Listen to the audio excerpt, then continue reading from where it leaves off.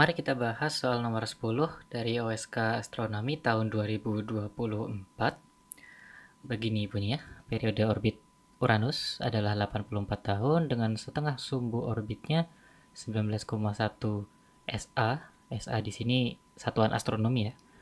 Lalu jika diasumsikan eksentrisitas orbit Uranus adalah 0, maka percepatan Uranus di orbitnya adalah berapa?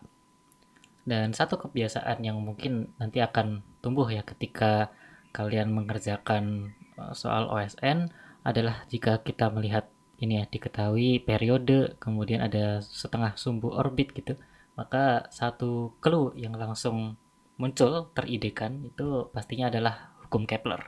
Jadi hukum Kepler bunyinya adalah seperti ini: A pangkat 3 per periode kuadrat sama dengan GM per 4pi kuadrat. Tadi A-nya adalah sebenarnya setengah sumbu panjang suatu orbit elips.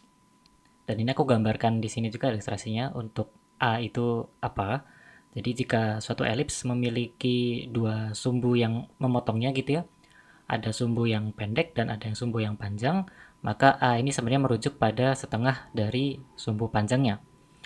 Nah, lalu ini diasumsikan eksentrisitas orbitnya adalah 0. Sebenarnya kalau eksentrisitasnya 0, maka orbitnya itu adalah lingkaran sempurna. Dan kalau lingkaran sempurna, maka otomatis satu-satunya jarak ya antara pusat sampai lintasan orbit itu adalah jari-jari lingkaran gitu ya. Dan itu cocok-cocok saja di sini sebutannya setengah sumbu orbitnya. Itu dalam kata lain adalah radius orbit lingkaran. Dan itu juga bisa kita masukkan sebagai A dalam hukum Kepler ini. Oke, tetapi yang ditanyakan di sini kan adalah percepatannya gitu ya. Sedangkan di hukum Kepler tidak ada suku yang menyatakan percepatan. Lalu bagaimana? Yang perlu diketahui adalah untuk suatu orbit yang stabil, seperti orbit Uranus ini, maka satu-satunya percepatan yang bekerja padanya itu adalah yang dinamakan percepatan sentripetal, yaitu percepatan yang mengarah ke dalam.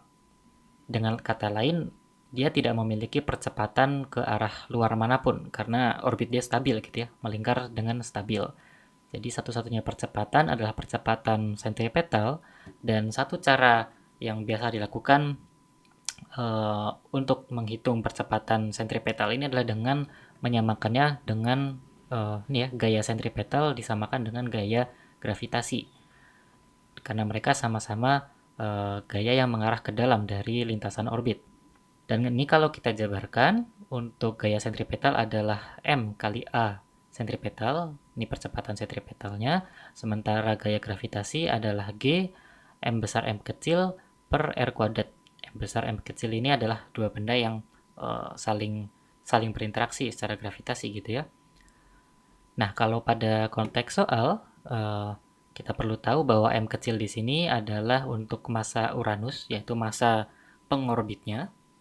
Begitu juga untuk yang di FG ini, M kecilnya juga massa Uranus, tapi M besarnya itu adalah matahari. Jadi massa yang di orbit, massa pusat orbitnya. Nah, ini bisa kita coret saja massa Uranusnya, lalu kita temukan bahwa untuk percepatan sentripetal, satu-satunya percepatan yang bekerja pada Uranus itu adalah Gm per R kuadrat. Nah, dari sini dapat kita hubungkan untuk R kuadrat ini kan sudah diketahui itu sama saja dengan setengah sumbu orbit dari Neptunus, yaitu yang 19,1 SA ini. Nah, dari mana kita bisa mendapatkan M?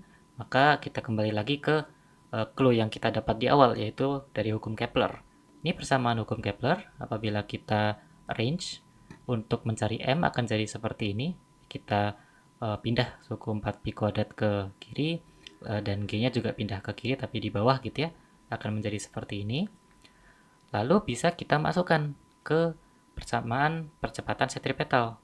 Jadi G di sini tetap, lalu M-nya adalah 4pi kuadrat A pangkat 3 dibagi G periode kuadrat, dan juga jangan lupa ada R kuadrat dari sebelumnya.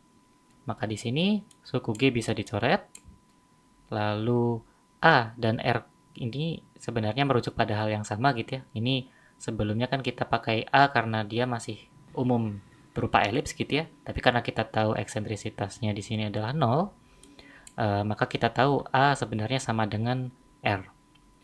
Jadi ini bisa kita coret R kuadrat, sedangkan yang atas nanti tersisa 1.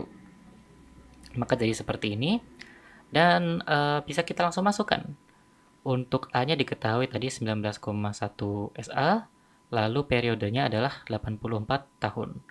Maka nanti jika dihitung menggunakan kalkulator, kita akan dapatkan sebesar 0,1068, dan jangan lupa satuannya sesuai dengan yang diberikan pada soal gitu ya. 19,1-nya adalah SA, lalu periode orbitnya adalah dalam tahun.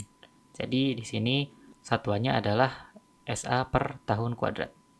Maka dari itu, untuk yang pertanyaan satu ini adalah benar. Nah, tetapi pilihan-pilihan yang lain sebenarnya belum tentu salah gitu ya. Apabila kita lihat, ini satuannya berbeda-beda. Ada yang meter per tahun kuadrat, jadi bukan SA. Ada yang meter per detik kuadrat. Kalau yang 4 ini adalah SA per tahun kuadrat, ini berarti otomatis salah gitu ya. Karena yang satuannya SA per tahun kuadrat kan adalah 0,107 gitu.